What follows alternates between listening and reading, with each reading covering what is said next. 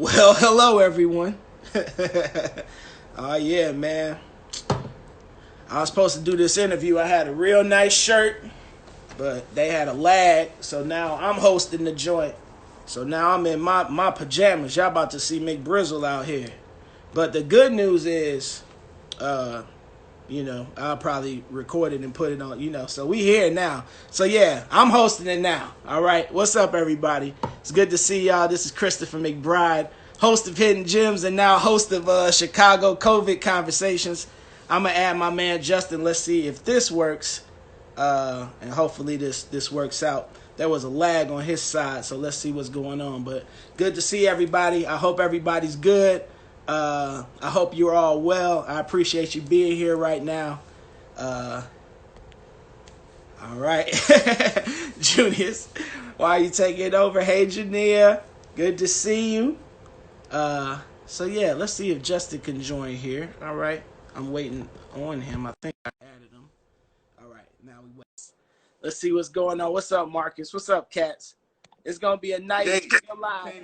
All right. You can't even get it in before these mugs get in. All right. How did do? How we doing now? We good?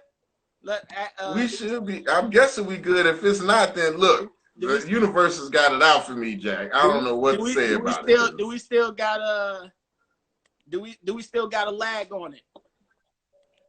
I'm hoping not. No lag. No lag. That's hilarious. Well, hey, we here now, man. Welcome to Hidden Gems late night hours featuring. You just gonna take my shit like that? Bro, your shit is over, bro. It's over now. It's time to rock. It's time to rock. Oh my God. Hey, Google, play I Wanna Rock by Snoop Dogg. We rocking that, man. We done with your Blackberry madness. Bro. Oh my God. Hey, don't play me. Sure. I Wanna Rock by Snoop Dogg. Oh, yeah. Hidden Gems, baby. We're in the building now. Let's get it. Oh, my God. This is ridiculous. Turn it up. Why is this happening? Hidden Gems.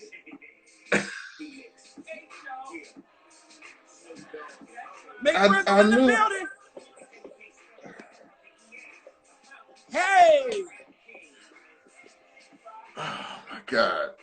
This is ridiculous. This is absolutely ridiculous. Hey, Google, stop. Oh, yeah. Bro, why? Why is this happening? You see that? You see, that's how you bring people in the joint. That's how you bring Bro, oh, my God. So how you doing, man? How you been holding up since the quarantine? Man. Right, he gonna flip it on me. He's tired of reviewing me. This is my shit, Chris. I made this. Oh man, all y'all straight up mutiny, bro. Oh man, you know I love you, bro. You know. Oh man, already. So going back to the conversation we were having, man. Yeah. When I first, I'm really glad we could start over a little bit because I could actually just say things succinctly. So, yeah, when the quarantine first started, it was March 12th. I was on a gig with Charles Turner, Uptown Swing. Shout out to all them cats. My dudes, man, they was the last ones to see me, really myself for a minute. And then I got a bunch of calls. I think I lost $5,000 that day, and that was that was Black Thursday, March 12th. I'll never forget that day the rest of my life. Damn. And so, when I did go, I flew back real quick to Chicago. I was like, well, if shit's going down, I'm going to see my family. It was a very It was a very impulsive decision. I actually had it as a surprise to go see him anyway because my niece was turning 1.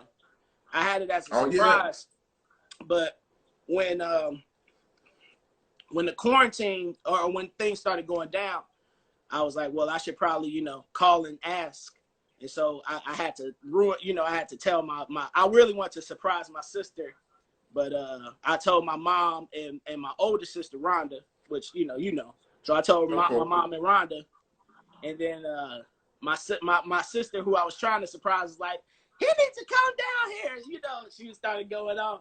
So on the 14th, I was actually in Chicago. And then I was supposed to have a thing on the 15th, but that got shut down. And so I went to Chicago on the 14th. I came back on the 15th. I recorded something with Charles Turner and in Uptown Swing on the 16th, which was super dope. Mm-hmm. That actually got nominated by NPR as like one of their videos of the week or something like that. So that was dope. And then that was it, man. I was on lockdown, and the first week and a half was really tough. But I started thinking about what can we do right now to help the people, and I was like, man, people love music. Maybe some artists that somebody hasn't heard of. And I was just like, yo, try to reach people one at a time, man. And the numbers I've gotten so far, I've been kind of surprised by, man. I didn't, I thought people would be receptive, but not only has the musician community been accepted, but the general public has been accepted, and more people are sticking around, and I'm gaining a following, and so it's been going cool, man. I'm excited about it. Yeah, it's super dope. I mean, a lot of people have been checking it out. Even when I've been on there, I was like, man, this is what's needed. I mean, it's kind of like you're taking the place of the media and kind of having more of a informed view about how things are going, more so than any other media outlet, because you are in the trenches with the people. So not only do they trust the people that you have, but they trust the content and the person that's doing it, the proprietor. So that's a real thing. I mean, I always bring up the fact that, Charles Mingus and all them used to write in and curse out the downbeat people because they didn't know what the fuck they was talking about. You know what I mean? So it was like, why are y'all interviewing people and, giving critiques and all, and reviewing albums, and you don't know what you're talking about? Yeah. And they edited that because, once him and Rashawn Roland Kirk and all them started writing in, it was like, we can't do this. We can't let the artists have control over the content. Yeah. So that was out of there. So now they just let other artists review other artists, but the rest of the stuff is still them having, opinions about stuff they have nothing to do with. But that's probably why, at least I think that's why that is, plus everybody loves you, Chris. I mean, that's been a thing for a long time. Everybody loves cancers, man. It's just like, they just love y'all, man. So that's what it is, bro. They either love us or they hate us. That is the truth. All right. Yeah, we get it the opposite.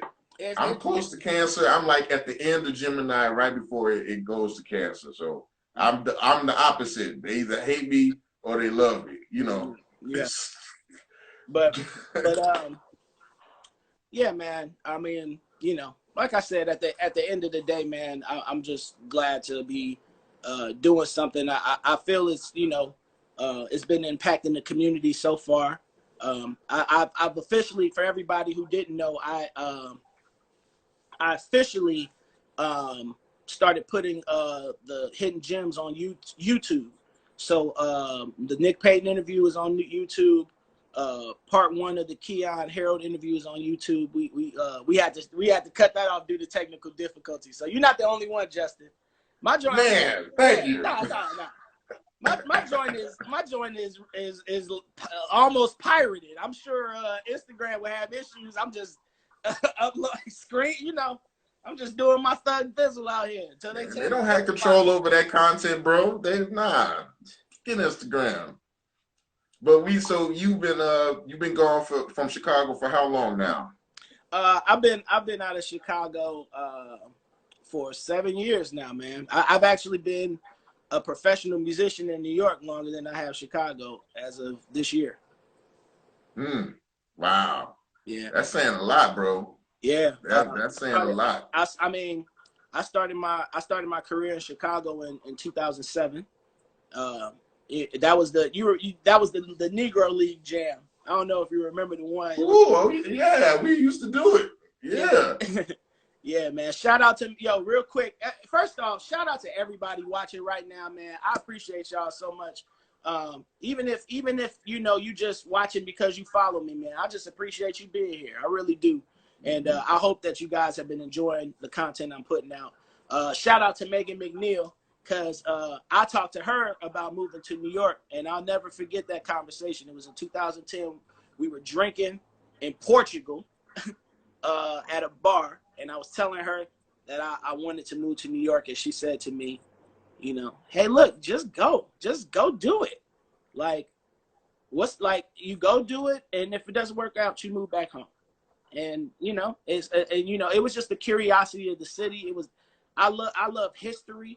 It was like the history of the city, just the natural step of all of the musicians that I've respected and admired throughout the years, and that's what kind of drew me in. And then Antonio Hart, the saxophonist, he came to my school at NIU.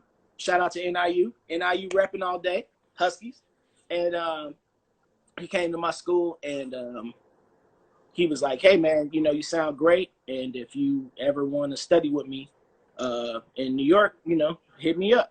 And that gave me the confidence to feel like I could make the move and be all right, And Justin, you know me forever. You've known me since I was 14 years old. I've always thrived in an environment when I just, I need a little bit of a push, It's funny, man. When I was coming up as a kid, Scottie Pippen was always my favorite player on the Bulls. Michael was the man, but Scottie was my man. You know what I'm saying? For sure. And but I feel like because I don't know if Scottie Pippen would be the player he was without that push from Jordan. You know what I'm saying? And now and just talking honestly, I feel like now it's like me motivating myself, trying to push myself to be the highest version of myself that I can be. In all levels, that's the goal now, man. It's like it's a marathon, it's not a sprint, like I ain't necessarily looking to blow, man. I'm just looking to keep pushing myself, keep making sure my brand is good, keep making sure my name is good, keep making sure my family's good, and the people around me is good. And if you do that, man, everything takes care of itself from there. Just the continued betterment, and that's what I constantly strive for, and I always feel that push from the city, in some way, shape, or form. It's kind of like, all right, that whatever happened sucks. What you gonna do? You always been like a super family man. Did you ever take that into consideration when you made the move, or was it just like, man, I got to do what I got to do for me? Nah, man. Yeah, my family, they mean a lot to me, my family does. And that was the hardest decision that I've made was making that move, It was interesting timing, man. At the time I had just got married. I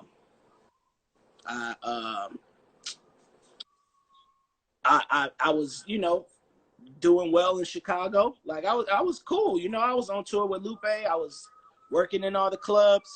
I was working around, the Midwest, down at the Jazz Kitchen and, doing I had gigs through St. Louis. I had gigs through Missouri. Not Missouri, Milwaukee, excuse me. So I was doing my thing, man. But at the end of the day, I just felt something pulling me there. Like I said, the history of the city and just the strive to keep growing as an artist and as a musician and as a human being. I had been in Chicago my whole life. I wanted to do something different. And honestly, man, before the end of my life, I want to live overseas.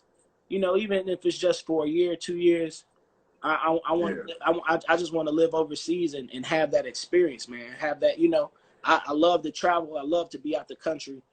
But I want to have that experience at some point, at some point I want to be overseas. I don't know when it's going to happen. We kind of had a renaissance of that at one point, because especially like around the 40s and 50s, all the jazz musicians was like, man, fuck America. And they got up out of here and usually moved to Paris or to Italy. And some cats even did that, like Greg Hutcherson moved over to Italy. It's a bunch of cats over there. Don Moyer moved to Italy at one point. I mean, it's in terms of being treated a certain way, we know that, you know, racism and all that stuff is everywhere. But, you know, it seems to be a lesser percentage than we have to deal with here. And they just love musicians more over there. They treat us right. They have money set aside through the government for us, you know, for our well-being, and just they treat their people in generally better. The food is better, you know, the experience is usually better, all in all. So I can understand 100% why you would want to go to. Where would you want to go to? Have you thought about like what parts, any places that you specifically that you know wanted to go to? I wanna go to Honduras, man. To my dad's island, and you know, I want to Mr. McBride. Yeah, I want to live there. I want to live there for like, you know, like I said, a year, man. Just and kind of be off the grid, man. No, not you know, maybe social media one day a week. Just kind of be off the grid, you know. But again, that would be, it would have to be after some success. So you know, I guess that's my motivation for making this thing happen. You know, getting a point where I can take a year off. You know what I mean? That's a vibe, dog. Where I, you know, like, yo, I'm gonna take a year off. I'm gonna take a year off of work and just go chill. You know. I don't know if you could do it, man. Just like, you know, you talk about Louis Armstrong, his wife was trying to get him to, you know, take that vacation. And he, after a while, he was like, nah, I can't do this. Do you think you could really do that? It wouldn't be, but for me, it wouldn't necessarily be a vacation. Like I would be practicing like crazy, first of all, because I would be off the grid. I wouldn't have to be worrying about none of the stuff we got to worry about as musicians. Like all of the jobs we have, you know, for ourselves. I mean, and I don't want to go down the list. You know, all the work we got to put in on a almost 24-hour basis. But like I said, man, I would definitely be into the fact that just being able to have a little bread set away and be like, hey, cats, I'm gonna take a year off, go practice and this and that. Like the people who are gonna hire me, my gigs, I ain't worried about ever getting a gig ever. You know what I'm saying? I got. Mm-hmm. I don't know, man. I got too much musical aptitude to worry about. Am I gonna work? You know, I know the value of myself. I know I'm valuable to somebody. So I ain't never worried about that. The only thing I would really be worried about is just trying to fix the holes. I would just be trying to fix the holes that I personally feel are in my plan at the moment. You know what I mean? Mm-hmm. What do you think those are? Or has there been a thing you've been working on since you've been in quarantine, specifically that you've been wanting to work on? Because that's been a common thing right now. It's love you, mama. It's I've been working on some things. A gentleman never tells. It's like, I'm not about to tell you the magic that you did. I like how you did that though. That was smooth. I like you. You almost got me. I'll be real, man. I've never really worked on a lot of Charlie Parker, man. You know, when I got into alto, Cannonball grabbed me like he just had me. You know what I'm saying? He just had me in his arms, man. I was just deep in that bag, man. I was in a couple of weird bags too. I mean, not weird, but you know, I love Charles Lloyd. Charles Lloyd had me. Jackie had me for a minute, but it wasn't like, you know, and then like eventually like John Coltrane.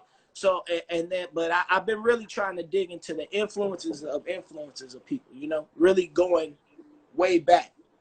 And, you know, so I've been digging into a lot of Charlie Parker, you know. Yeah. Yeah. And Charlie is, Milton. The fact that cats don't know, man, about the younger cats is a little disheartening sometimes because they don't get it because they don't have anything to compare it to in real life. And that's the context you just don't get until later, unfortunately. You know, that, you know, a lot of that older stuff is still so fresh. I mean, the soul is still there, the context, the flow, the language, it's all there if you know how to look for it. But unless you got that old soul in you, in order to decipher that at a young age, to get it in your spirit, it's not going to get there. You know, it's an aesthetic thing that comes into that, you know, that's got to be explored, you know, but we get it. Are there any institutions in New York like the Velvet or Vons that you know, kind of spearhead, you know, any type of cultivating the music like we did, from a, not only from a community perspective, but just from a music perspective? Yeah. Yes, sir. Yes, sir. Eric Wyatt, James Spalding. That's the cat, man. That's the cat. I love that dude, man. That was another one that grabbed me, man. His flute playing too, man. Yeah, Brilliant. yeah. James is super dope. James is, go ahead. Yeah, you know what? And anybody who wants to ask me any questions, man, just put them on the bottom tab right here. You know, Justin's gonna ask me some questions. Y'all can ask me some questions. We just gonna make this a, you know, a family show. All right. It's a grown family show though. What you asked me, Jay? No, I was saying, you know, are there any institutions like the Velvet, you know, that you have there? So, you know. This is a very particular question, because New York is slightly compartmentalized. The spirit of the Velvet, I would say, is Smalls. Like Smalls, Mesro, that's the spirit of the Velvet.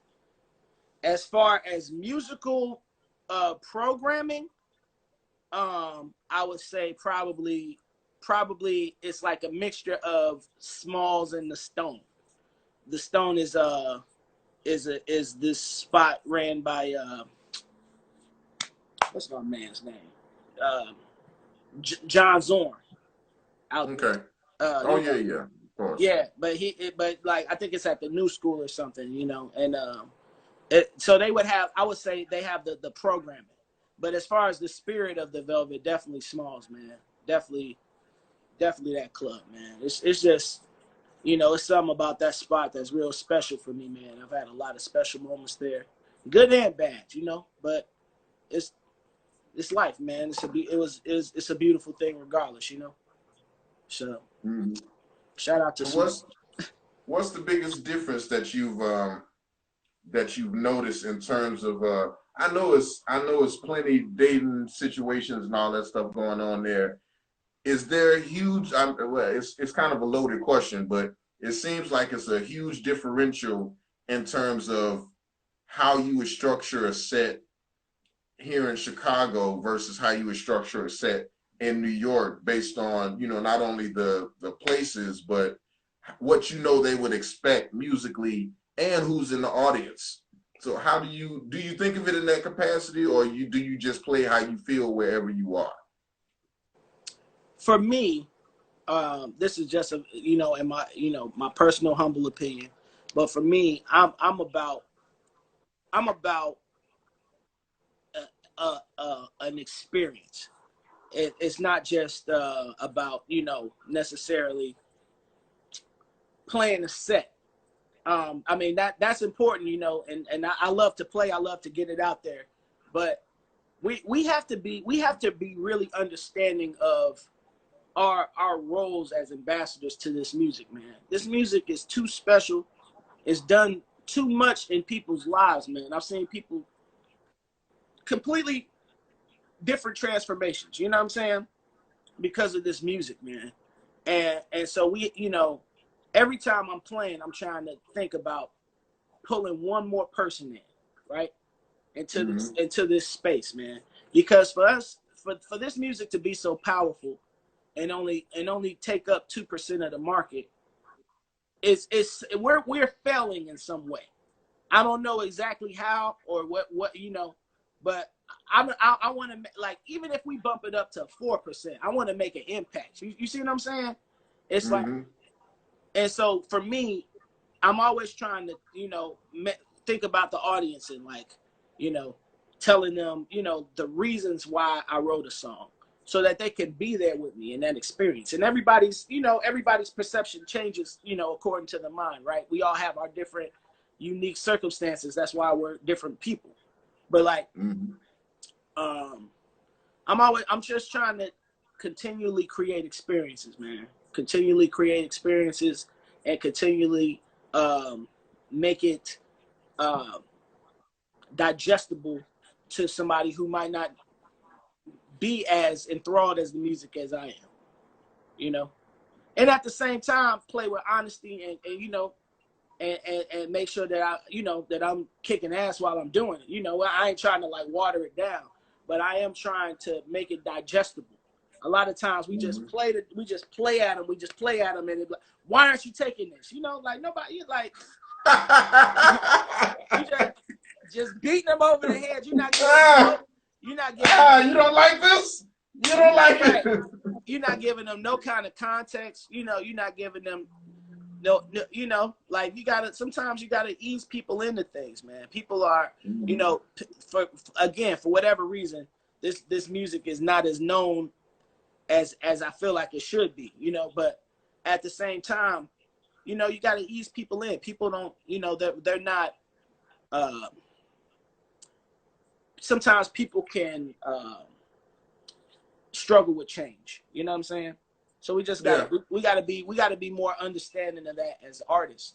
And you know, I again, I feel like in my personal opinion, we should try to be more understanding of that.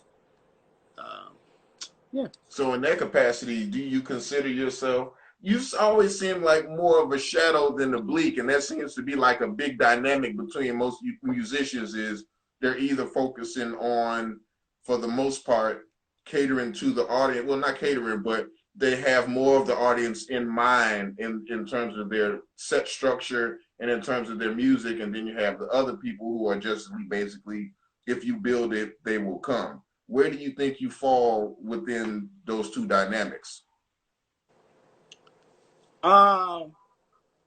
That's a tough question, man. You know, for me personally, I'm about the win. You know, I think the best leaders make the best followers. You know, if somebody is winning, and you know, I'm not gonna be on the side like, well, you know, we should talk about this and we should do this and that. That's on me. To generate a buzz enough for people to talk about my thing. You see what I'm saying? I'm not trying to piggyback off of you and your success or whatever to make my thing happen. If you winning and I'm on your team, then we winning. You know what I mean? I play my role. What you need me to do? Bet. Cool. I'm over here. I play that role, and that's the role that you know that I'm gonna play while I'm with your ensemble. You know. Yeah, you know, people that, I mean, like I said, the buzz has been, I'm not doing music just for me. I'm doing music because for the people as well, the audience and just the culture in general, man. So like, I've been writing and people have, you know, really, you know, responded well to the music. So that's why I continue to write, man. I feel like I'm doing something and pushing it forward. But if I felt like I wasn't saying anything, that would be tougher for me to deal with, I think, a little bit. If I felt like I wasn't, I guess, giving as much as I want to, you know, because I think about that a lot. I think about people, you know, a lot and how they would respond to the music. Yeah, I've always been closer to the bleak mentality, only because my voice and probably my personality is so strong and so forthright with how I want things to go, that it's kind of hard for me to have anybody else in my brain to, you know, I mean, the cats in my group can attest to that. It's like, I know exactly what I want you to play. I don't want no inputs, you know what I'm saying? But everybody doesn't function like that. Some people like to have more of a community aspect. And shout out to Sam Jewell, had his beautiful baby boy today. I probably shouldn't be telling y'all man. That's an exclusive. Yeah. Don't worry. All 100 of us will keep it 100. Yeah. Don't even sweat. You know, He's gonna be sharing all of the pictures and all that stuff soon enough. But give them their privacy. This is mostly the fam anyway, so keep it on the low until they're ready to share it. I just wanted to say shout out to them and all the cats that helped make the group what it is. Especially Cliff was definitely in one of the iterations of at one time the Dio Trio, but now it's the Dot. Yeah. Had to change it because that was too hard to get. So the whole proof is still a thing. How many groups do you have now? Is it still the whole proof only, or you got more than one? No. I mean, so I have two different groups.